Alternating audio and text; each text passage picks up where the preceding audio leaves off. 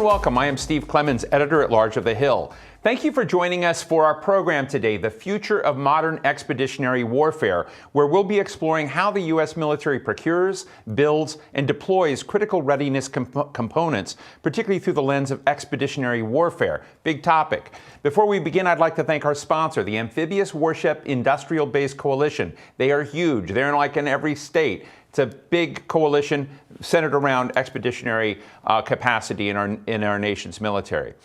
Great power competitors such as China and Russia have increased their military capabilities over the past 20 years, and China's naval growth has begun outpacing the United States.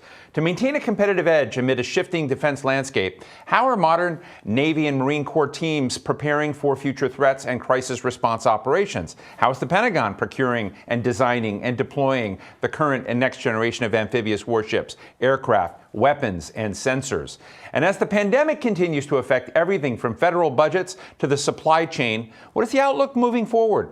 We're going to be putting these questions and more in front of our fantastic speakers, but first, a few housekeeping notes. You can tweet us at The Hill Events using the hashtag #TheHillDefense.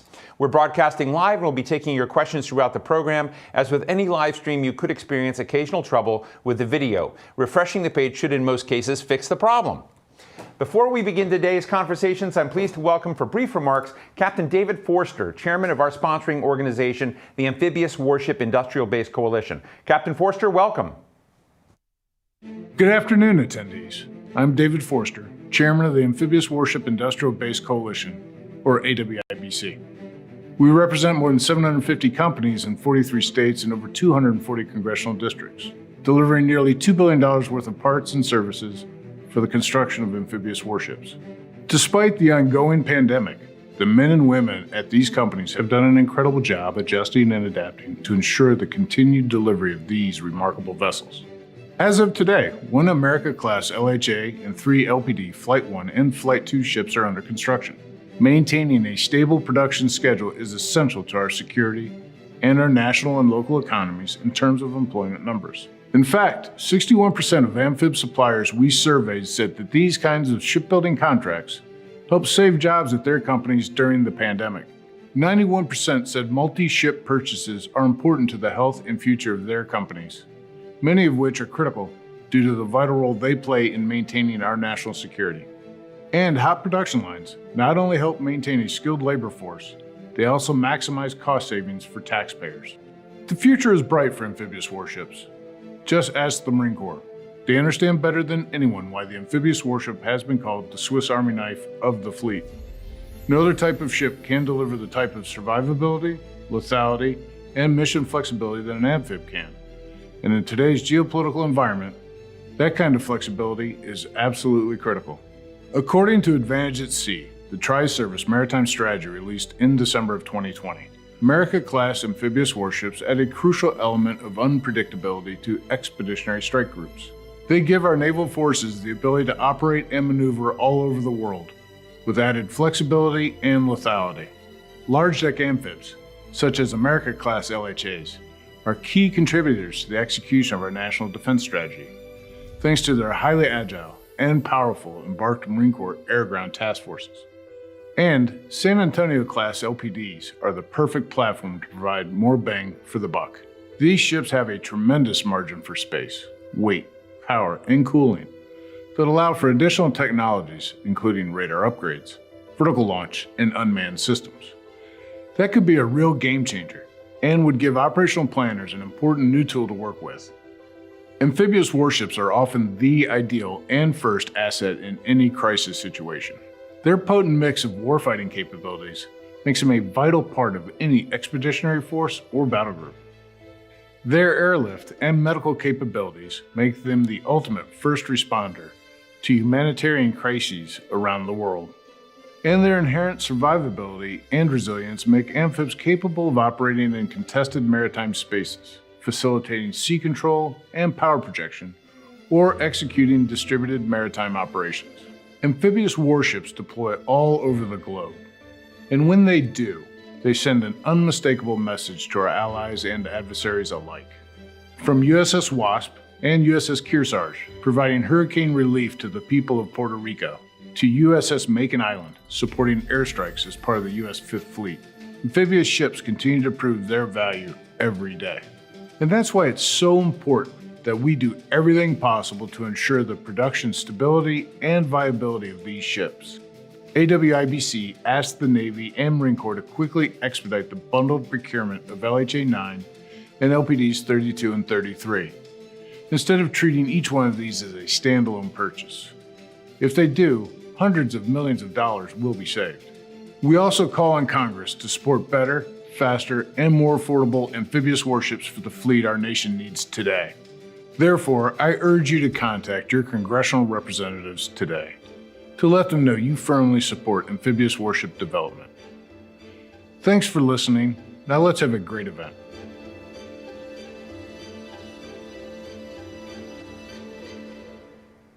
Captain Forster, thanks for supporting today's conversations. My first guest is Congressman Rob Wittman from Virginia. He's the ranking member on the Armed Services Committee on Sea Power and Projection Forces. Congressman Wittman, it's great to see you. And this is probably one of the coolest events I've had the opportunity to do. I wish we were sort of doing this on a ship. It would be even, more dramatic. Look, you tweeted out the other day, you said, it's not just defense is not just a national priority, it's a Virginia priority. Can you talk to me a little bit about how we make smart decisions in national security, but how they're also rooted, in our technology excellence, in our, jobs base, and why there's kind of a dual duty here. One, you've got to keep that capacity online for national security reasons, but we also need the product out in the field to deal with threats. That's right, Steve. Well, all those things are incredibly important. But let me begin by, first of all, thanking the Hill and thank you for hosting this event, and to the Amphibious Warship Industrial Base Coalition, two great partners here and very important issues. As you point out, the critical nature of amphibious warships is something that is a national issue as far as capability and capacity that we need for this nation, but it's also a state issue, an issue for the states that put together the workforces that are there to build these incredible ships, that create the industrial base, all the suppliers that put the time and effort into creating the most capable warships on the planet. And making sure, too, that we look at not only building these amphibious ships for today, but making sure that they are capable for the challenges that we face tomorrow. That's going to be the big challenge in front of us. The Commandant of the Marine Corps has talked about how do we reshape the capability and capacity in the Marine Corps to meet today's readiness needs, and that is to combat the threats today, but also to make sure we're making the investments so that as these threats change, as the threats from China morph, as the threats from Russia morph, as we see other threats around the world that change, how do we make sure that we have a Marine Corps and Navy team that can respond to those threats? And most importantly, how do we make sure that there's a deterrent effect in the capability that we have in our ships? We know that challenge today is in the Indo-Pacific and the Atlantic, vast bodies of water. And we know that if we're going to counter the threats from the Chinese, it's going to take ships, and it's going to take additional Marines and sailors and ship maintainers. And making sure we have all the different elements of the industrial base coming together to have that sustainability. We see that being built in China, and it should get our attention because today, as we speak, China has a bigger Navy with ships that are as capable, if not in some instances, more capable than our ships. So they have both quantity and quality. That, I think, really demands from the United States to do the same if we're going to maintain that superiority on the seas.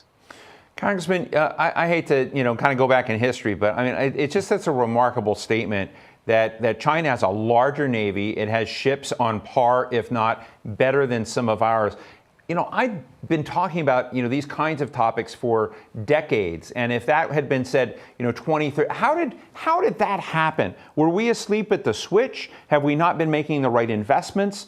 What has the United States not prioritized that it needed to now find itself in this unusual situation where a peer competitor has is matching us in capacity, surpassing us in capacity? I don't think it was a conscious effort to say, listen, we're just not going to do that. It was the threat that was all around us with terrorism. And we pursued, for now going on 20 years, a counterterrorism and counterinsurgency effort there in Iraq and Afghanistan. And listen, we had to do that. So there's no two ways about that. But during that time, we stayed static in building and modernizing our conventional warfare capability.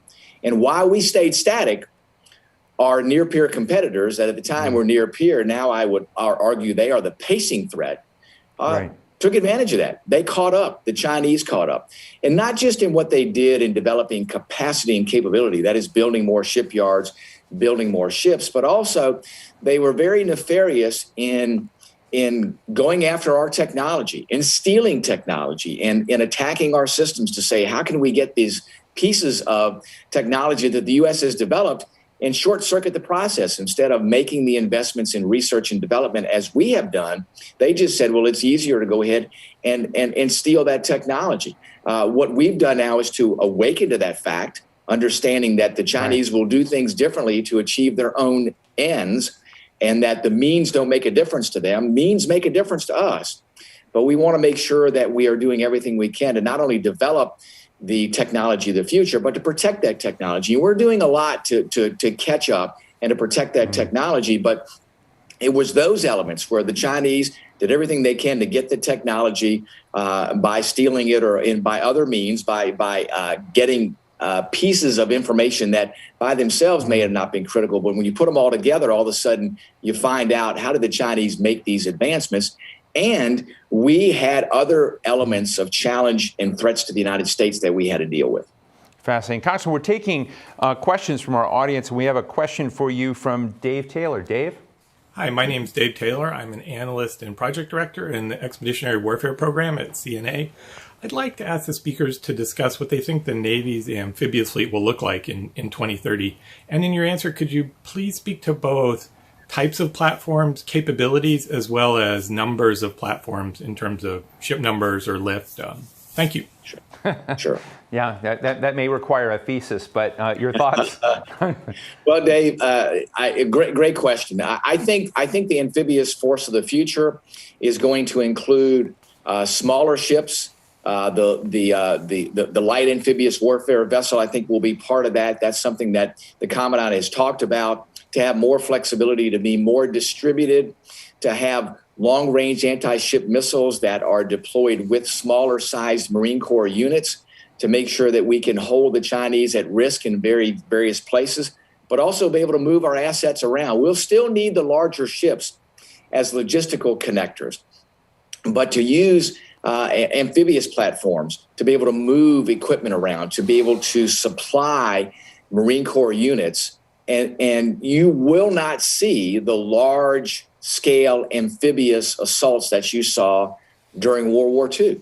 That's just not going to be the future. Today, it's going to be much more about how do we move things around? How do we increase the level of uncertainty with our adversaries? How do we keep them thinking about what's out there, where is it, what's real and what's not real? So in the realm of cyber, in the realm of intelligence, surveillance, and reconnaissance, there'll be a lot more that we can do. Our platforms will reflect that.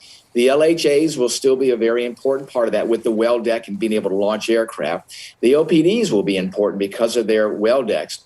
But it'll be things like the connectors, the ship-to-shore connectors, the light amphibious warfare vessels, the things that we move around in smaller units but have the ability to strike at long range. So long-range strike is going to be incredibly important. Anti-ship capability in the Pacific is going to be important, and getting that down to the lowest level of Marine Corps units so they can move around and keep our adversaries, especially China, guessing. You'll see a Marine Corps that's lighter, that's faster, that will have more different types of capability, especially in long-range strike and anti-ship missiles, and that they will have smaller craft that can do a lot of different things. So there'll be multi-purpose smaller craft in addition to the larger ships we see today. Well, thank you so much, Congressman Rob Wittman. Let me just ask you real quickly, you get along well with Joe Courtney? I do. Joe is a dear friend. Joe and I are, there's not a micron's difference between us in what we're focused on to get done for the Navy Marine Corps team. So Joe is a real leader and a dear friend. Well, guess who's coming up next? I want to thank Rob Whitman, Congressman from Virginia, Ranking Member, Armed Services Subcommittee on Sea Power and Projection Forces. It was a pleasure, and I'd love to wonk out with you a lot more on this another time if you'll come back. I will do that, Steve. Would be glad to do it. Thank you so much. I'm pleased to welcome my next guest, Congressman Joe Courtney from Connecticut. He's the chair of the Armed Services Subcommittee on Sea Power and Projection Forces. Joe, it's great to see you. Real pleasure. I think last time we were hanging out was Australia. And so I asked your partner about this. But as we kind of look at the China challenge, I mean, I've been reading as much as I could on our amphibious warfare capacity across a lot of challenges.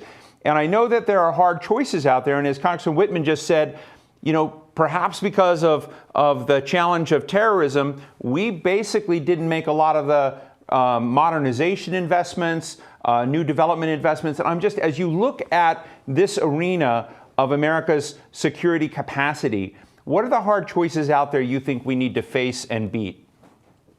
Well, great question, Steve. And it's good to see you on this part of the globe this evening. But, the fact of the matter is, if you look at the first part of the world that Secretary Austin and Secretary Blinken visited after being sworn in as the new Secretary of State and Secretary of Defense, it's Indo-Pacific region. They're not in the Middle East. They're not in Europe. It's clear, I think, both diplomatically and militarily that the pacing threat right now is in the Indo-Pacific region, which is all about water and air. Because of the vast distances that are out there. There's no question, again, representing a district with a shipyard electric boat, that the Navy was a bill payer during the war on terrorism. And frankly, we're paying a price because, the industrial base suffered in terms of workforce and the fleet suffered in terms of size. So, again, it's just, the challenge just screams out for, I think, a very rapid reconfiguration. I mean, I shouldn't note to people, I mean, this process, did kick in even during the latter years of the Obama administration in terms of more contracts, shipbuilding contracts under Secretary Mavis. And at EB, for example, which now has a top line employment of 17,000 workers, when I first got elected to Congress in 2006, it was closer to about 7,000 workers. And we're going to continue to grow because the submarine fleet, just like some of the expeditionary platforms that your audience is involved with, again, all sort of are aging and declining, and we need to recapitalize really fast. What do you think is the better prospect, or do we need to do both? Because I know part of these L-class ships and others that are out there, have been some of the modernization and the new retrofitting has been, stalled somewhat. I know there's been also proposals on new medium-class amphibious warships to be brought into the fleet. Where do you think the best, I mean, I hate to put it this way, the best bang for the buck is, as you look at these tensions in making sure we have the capacity to protect, I mean, particularly in the Indo-Pacific region. I mean, I think part of it is a numbers game and part of it is a quality of the force that we have out there that needs, renewed investment. Well, I'm somebody who believes that strategy should drive decision-making, both in terms of, shipbuilding planning, which is a long game. I mean, you cannot sort of turn on a dime here. And also, in terms of investment. Number one, I think, we have to have a kind of heart-to-heart conversation on the Armed Services Committee and as a nation, really, about just, the traditional pie chart of, the major services getting 1/3, 1/3, 1/3. The fact is, in my opinion, the ground force component of our military is just, its mission right now is just not even close to what's happening with the heel-to-toe deployments of our Navy and Air Force. And frankly, the tragedy of the collisions that took place a number of years ago, was really kind of a symptom of the fact that, the deployments and the tempo was accelerating in a way that our readiness system and our training system was really not keeping up. The Navy's doing a better job right now. I mean, that was a bitter lesson that I think has been learned by and large. But so, the strategy and the Commandant of the Marine Corps, who's, come out with this future force design, which is all about Indo-Pacific region. It's about distributed, systems, platforms, and speed and size, I think really are sort of, going to be a driving force that are going to end up with smaller, more agile platforms in terms of what the Navy and the Marine Corps are going to buy. Again, our subcommittee wrote the law that allowed for the block buy for the large deck amphibs, and there's still going to be a strong need for them. Don't want to scare people or alarm them, but again, we supported that effort that did not come over from the administration. But if you're really looking out in shipbuilding years, I think that sort of lighter, faster look and platform is going to be where the Navy's going to be headed and our country is going to be headed.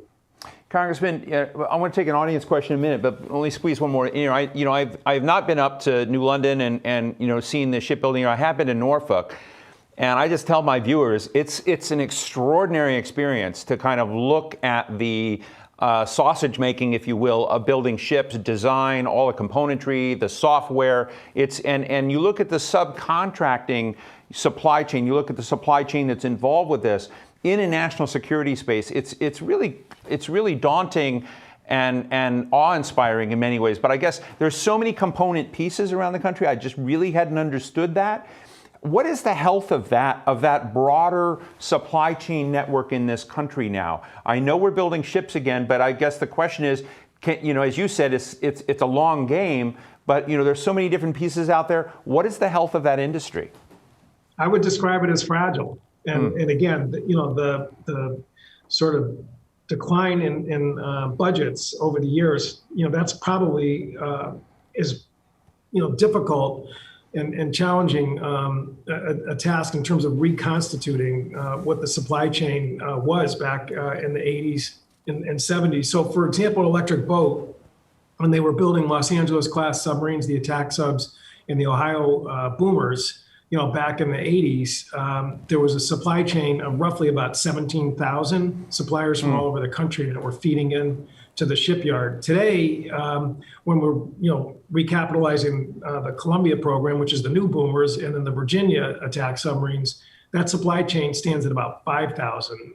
That is, again, there are a lot of sole source providers. So, for example, there's only one supplier for anchor chain for the Navy that's American up in Washington State for the whole country. Wow. And so, you need anchor chains, in the fleet. And, but, unfortunately, that's throughout the whole, process of shipbuilding today. And it's really, something that we have put money in the budget, Congress has, right, in addition to platforms, which is to really help cultivate, a supply chain. It's good work. It's going to be real, money for people to make out there. But again, the complexity of it, as you said, Steve, you just can't snap your fingers and expect people to start, building missile tubes or, these high precision components. Right. Well, we have a question for you from George. George? Good afternoon. George Campster with Rolls-Royce North America in Washington. The recent loss of the USS Bonhomme Richard LHD-6 reduces the number of amphibious assault ships that can be deployed to meet theater combatant commander demands. What's the thinking of the HASC Sea Power Subcommittee about accelerating the acquisition schedule of future LHAs in the fiscal year 2022 NDAA? Thank you.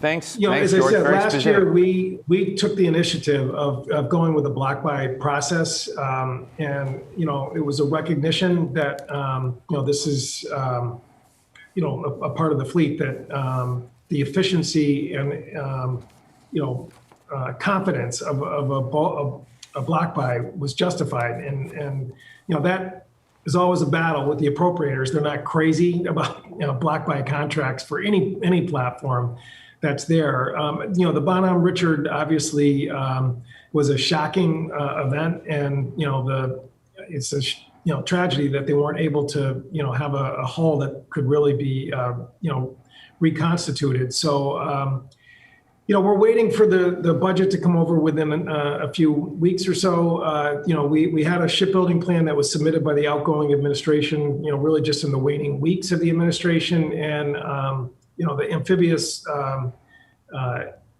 component of the fleet definitely is present all the way through 2045 in that schedule. This new administration, they've got a lot of tough choices to make. I wish we had a Secretary of Navy in place. That is one of the, we haven't had a nomination yet. And that's a critical position, particularly, again, with the strategic needs of our country. Career officials find it very difficult to make sort of, those high level decisions about priority and policy. So again, I think our subcommittee is going to have to fill the vacuum. I'm very confident of that. Congressman Whitman and I work together well. We've both been on the committee for quite a while now, and we've got great professional staff. We're really anxiously looking for the day when we have a Secretary of Navy in the saddle to sort of help with the highly competitive environment that is always in the budget space. And we look forward to working with your association and colleagues as that process begins probably at the end of April, beginning of May, and it's going to be a very compressed schedule. So be ready. Hey, Joe, what is the sign next to you? It says To Sub Joe. So when I first came to Congress, only one Virginia class attack sub was being built a year, which is one of, that's why the workforce and the supply chain was contracting. So in my first couple of years of Congress working with Jack Murtha and Gene Taylor and Ike Skelton, we were able to finally get to the 2 sub a year production level, which means we're slowly starting to recover the submarine fleet size that really is necessary. And wish we could get to 3 subs, to be honest with you. But right now there's a capacity issue, but that may be around the corner for this new administration. Well, you've heard it all. Representative to be 3 sub Joe Courtney. Thank you so much for joining us today. It's always great to see you. Look forward to seeing you in person one of these days soon. Absolutely, Steve. Hopefully maybe in Australia again. It would be fun. I'm now joined by Rear Admiral Sinclair Harris, who's retired from the military after a 34-year career in the U.S. Navy. He served as Vice Director of Operations to the Chair of the Joint Chiefs of Staff and as Commander of the U.S. 4th Fleet. Today, he continues to serve in numerous leadership and advisory roles, including National Vice President of the Navy League of the United States. Rear Admiral Harris, it's great to see you. Thank you so much for joining us today. Let me ask you, to give us your strategic map as you look at America's military readiness for the threats it faces. Where does amphibious expeditionary warfare capacity fit in that? Well, thank you very much for having me, Steve. Pleasure being here. And people may think that I'm biased because I spent about a third of my seagoing career on amphibious warships of different types and sizes. But I've spent time on many different platforms and 6 tours in the Pentagon. I would have to say that expeditionary warfare, amphibious warfare, what comes with the Navy Marine Corps team spans 85 to 90% of the competition space that we have.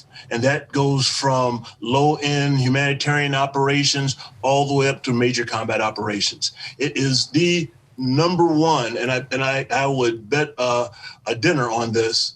It was the number one highest return on investment for our dollars in terms of our ships and platforms. Well, as you look today, and I think around the world, we've been talking a lot about the Indo-Pacific region. I think today about, Iran and its neighborhood. I think about other dimensions out there and the projection of force and all the elements that comes with that. How did we underinvest these last couple of decades? And I know it's so important, but for something so important right now, I think one of the reasons why this program is going on today, there's as Joe Courtney said, he looks at this whole supply chain, he looks at this industry as one that's fragile. Well, the budget, as Mr. Courtney eloquently stated, is always under pressure. There's always challenges, and each service is working as best they can to fit whatever the strategic narrative is for the time. Expeditionary warfare allowed some of our ships to get older. It wasn't by intent. It was purely by the budget priorities of the time. But it's clear, and you can look at any number of strategic reports.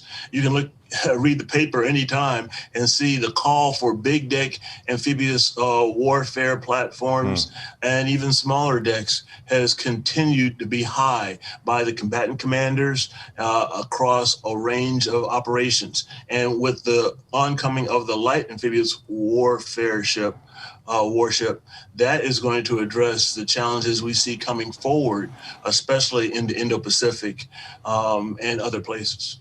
I'm going to have General Berger on in just a little bit, the Commandant of the Marine Corps, and one of the things I'm looking forward to talking to him about is the humanitarian dimensions of a lot of these ships. And I'm just sort of, you've seen a lot of crises around the world when you were operating at this vast system and the Fourth Fleet. A lot of this capacity, can you tell us a little bit about how some of this capacity has really helped in times of incredible global need? Well, I can go back to the time when we deployed for Katrina and Rita, and I was the commander of Amphibious Squadron 4. And we brought the Iwo Jima and 3 other amphibious warships up the Mississippi River, and they provided direct support during that crisis, and then stayed around for Rita. We can go into the evacuation of almost 15,000 Americans from Lebanon during that crisis. And that was done by amphibious warships and a few others that were there to augment. In one day of operation, I recall being in Fifth Fleet in the Middle East, we had a large deck that was supporting humanitarian operations in Pakistan, where I had disembarked and was working with the rest of the joint force there. We were also flying missions up the boulevard into Afghanistan. And at the same time, we had another amphibious warship, part of the same group, that was doing counter-piracy. It's a fascinating array of tasks to be out there. One of the other dimensions that I was just discussing with the congressman was this question of whether or not we need to build new sort of medium-sized amphibious platforms, or whether it makes more sense to continue to modernize those ships we have now, because I know there's been some curtailment, as I understand it, the L-class, some of these L-class platforms. Where would you go? What would be, given what you know about how much time is involved with product development, are we underinvesting in the modernization of the ships we have now? I don't want to say that we're underinvesting in the modernization. I think that there have been a lot of difficult choices that have to be made inside the Pentagon, inside Capitol Hill, to invest in the correct capabilities. I think that the investment in newer platforms, smaller platforms, such as the LAW, is critically important when we look at not just today, but the future, and how we're going to do distributed operations, distributed maritime operations, if you will, into the future. It's going to be important to have these smaller platforms with smaller units that can operate. And quite frankly, they're going to operate both with Marines and probably Special Forces. Special Forces love amphibious warfare platforms. Admiral, one of the things that came up when my team was talking to you was a discussion of gray zone operations. Sounds intriguing to me, from competitive nations. How does expeditionary amphibious platforms fit into this question of gray zone operations from our competitors? Well, quite frankly, the expeditionary warfare platforms, amphibious warfare ships, own the gray zone. They're the ones who are fighting, as one former commandant would talk about, the 4-block war, where they're feeding babies on one and they're going after bad guys on another and doing things in between. So you'll find multitask that happen in the gray zone, going after terrorists, doing the training for our partners. That is critically important in stabilizing areas and ensuring that American interests continue to be well represented and supported and defended by working with our partners. So the gray zone, quite frankly, and I mentioned counter-piracy earlier, and humanitarian operations, the amphibious warfare owns the gray zone. Well, Rear Admiral Sinclair Harris, former Vice Director Operations of the Joint Chiefs of Staff, you have an open door here. I loved, learning what I have learned so far, but there's so much more I could learn from you if we spent more time together. So I hope you'll come back. Thanks so much for joining us today. Anytime. Thank you very much.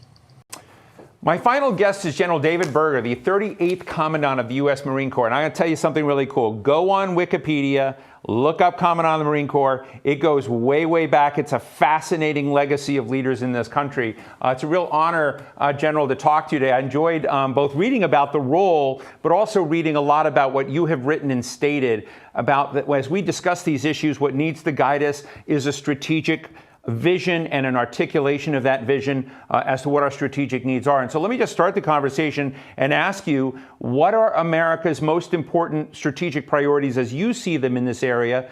And maybe what are our blind spots that we've got to correct? I suppose it depends on the timeline, Steve, you're talking about. But I think most of us see it the same as the current secretaries laid out in terms of the challenges, the threats to the U.S. that are strategic, that are consequential, most consequential, and they clearly are China and Russia at the top, right. And then the rest fall out after that. They're not inconsequential by any means, but they're not at the same level as China and Russia. And as far out as we can see, as I can see, that's going to remain so. Where what we call our pacing threat is going to be the PLAN, is going to be the People's Republic of China, their military, for at least a decade, as far out as we can see. The blind one of the spots. Yeah. Oh, go ahead. The blind spots. Part of the challenge in being in the great nation that the United States is, you can't be everywhere all the time. There's not infinite resources. So the magic of it is, I think, our obligation as Joint Chiefs, mine as Commandant being one of them, is to make sure that we're very clear with the Secretary of Defense in our assessment of where the risk is. Because you can't be everywhere. You have to know where you're not, and that equals risk. So our blind spots, I don't know whether I'd call them blind spots, but I think in our planning and our approach to try to manage our forces around the world, at the strategic level, it's about understanding where the risks are and conveying them very clearly to the Secretary of Defense so that he understands where that risk lies. Have we underinvested in the expeditionary platform in the last few decades, because you sort of see what China has developed in a relatively short period of time? I know that you have written that we are right now at the minimum threshold of ships that we need to have to maintain our warfighting capacity and our deterrence. So I'm just wondering if you think we need to reverse that investment now. I think that I would agree and think Admiral Harris and I go way back. I think his characterization of the utility, how much like a Swiss Army knife, an amphibious ship loaded with Marines is, how multitasking they can, how capable they are in a variety of missions. There's nothing. Second place is a long ways behind it, we'll just say. So, I won't judge in terms of underinvestment, because people made decisions for the last 30 years based on what the priorities were year to year to year. But it's very clear to me, as Sink and as Congressman Courtney and Whitman stated, going forward, if you're going to compete, if you're going to deter at the level that the U.S. needs to do, you're going to need a very strong naval expeditionary force to do that. In our view, the Navy Marine Corps' view, that's going to require the amphibious ships in the numbers and in the capabilities to be forward deployed, to be present forward as a stand-in force. Numbers-wise, I think I'm confident that the nation's requirement is about 10 big deck amphibs, about 20 LPD-17s or Flight 2s combination, and then there's somewhere between 30 and 50 light amphibious warships. That's what the nation needs to maintain the forward presence, to be able to react to a contingency quickly. General, I have an article is about to come out with Japanese ambassador to the U.S. Koji Tomita, and we did it a couple of days ago. I'm just getting together, and I saw that you had been over meeting Ambassador Tomita to discuss the 10th anniversary of Operation Tomodachi. For those who don't, Tomodachi means friend in Japanese. And can you tell us about that and about the role that these amphibious expeditionary platforms played after the Fukushima earthquake and both the nuclear disaster there, but also the tsunami? Those of us, and I'm guessing that many on the net have been in these shoes before, like me, but those of us who have been involved in response to a natural disaster know all of them are different, but they all share a few common things. One, hours matter. In other words, the ability to get some response capability there quickly really matters, and hours in terms of saving lives really does matter.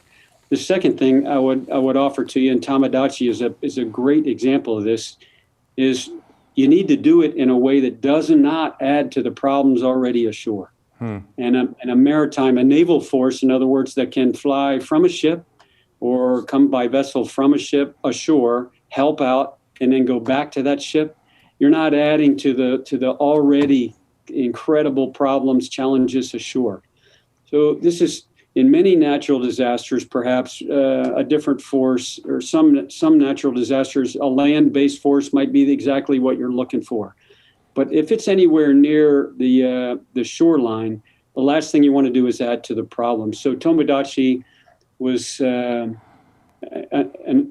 example of where the force in Japan, the Marine Navy force in Japan, was able to react very quickly, get underway with ships. We flew our KC-130s up there within 12 hours to provide the needed medical and transportation that they didn't have organically nearby.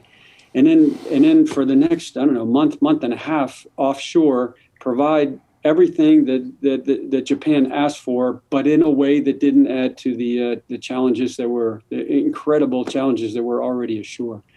So this is when, to your point, in a natural disaster, in a response to that, this is where the Naval Expeditionary Force really shines. General, I don't know if this is a fair question or not, but it's just something I'm interested in. You kind of look at some of the big military engagements the United States has had, Afghanistan, Iraq. You've been in all these places. There was a kind of line about America's military engagement in the world, that there was a kind of exhaustion, of fatigue that it hit. Are we beyond that? Is there an inflection point now that fatigue, or maybe the fatigue was never there, but how would you rank, from a Marine Corps perspective and kind of looking at the challenges that we face today, are we in good shape? We are in great shape. We're in very good shape. I think your characterization, Steve, is fair. There was certainly a time in 20 years of Iraq and Afghanistan. There was a time when we were meeting ourselves, coming and going, unit-wise. The forces that were deploying, me included. And I wouldn't characterize it as exhaustion, but certainly we were running the machine at a pretty high RPM in terms of deploying units back to back to back to back. We are beyond that. One of the benefits that helped us recover from that pretty quickly is that we're a very young force. The Marine Corps is the youngest force. So each year we replenish the number of Marines with young Marines that are coming in. So there are plenty of combat veterans in the Marine Corps, but there's also, the largest part is very young. So I think two things. One, we're a very young force. So in that regard, we're in very good shape in terms of not being exhausted. The second part is Congress provided the Marine Corps the resources that we needed to rebuild our readiness about 5-6 years ago consistently, so that where we had worn out our equipment and needed to reset that, they gave us the resources to do it. So the Marine Corps this afternoon is in very good shape, thanks to my predecessors and Congress who set me up. General, we're taking questions from the audience, and we've got a good one here from Giovanni. Giovanni? I am Giovanni Tomasi, CEO and Chief Technology Officer of our cell fiber systems in East Hartford, Connecticut. The U.S. Navy has been historically slow to adopt new technologies, resulting in ships with some systems less than optimal and requiring high maintenance. My question: are there efforts to expedite these processes so that the Navy can benefit from the fast advances in many commercial technology areas and keep the supply chain healthy and incentivized to support defense programs? Thank you. General? Giovanni, thanks for the question. Yes, I think the mechanisms are in there to move faster.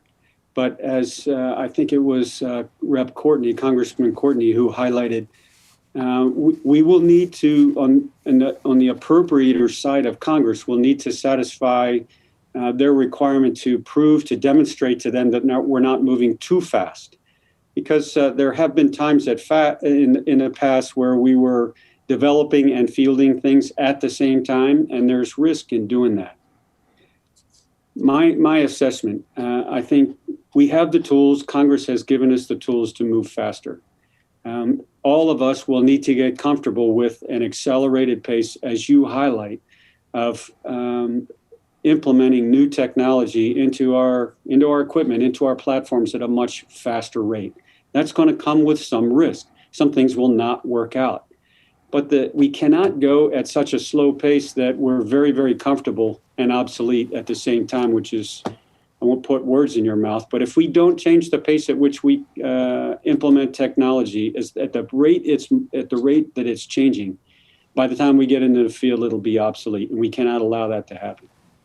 General, just real quickly, I'm going to squeeze in one more quick question here.